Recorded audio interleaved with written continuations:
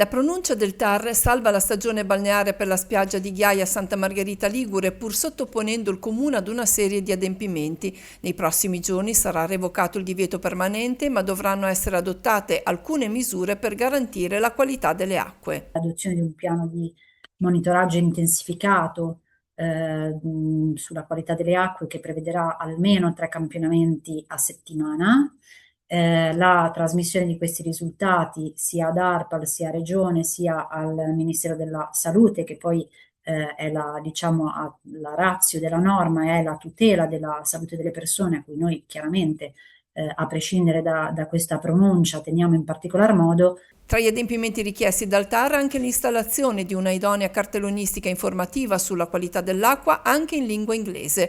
Parallelamente il Comune sta effettuando controlli sul territorio per individuare eventuali scarichi abusivi o difetti nelle condutture fognarie. Ci sono degli scarichi abusivi non a norma o comunque delle fessurazioni, delle rotture di reti fognarie di privati, così come potrebbero essercene sulla rete pubblica. Stiamo facendo veramente tantissimi controlli a tappeto su tutta la rete fognaria di Santa Margherita. Non soltanto, ci stiamo muovendo anche sul piano invece delle reti pubbliche. Siamo intervenuti, devo dire che Città Metropolitana ha risposto molto positivamente alle nostre richieste di riqualificazione, quindi di revamping tecnicamente detto, cioè sostituzione delle reti che sono alcune ai noi del 1930. Dalla data di revoca dell'ordinanza di divieto permanente, la spiaggia di Ghiaia ritornerà a tutti gli effetti tra le acque balneabili, sotto un monitoraggio rafforzato che prevede la possibilità di ricorrere alle consuete ordinanze di divieto temporaneo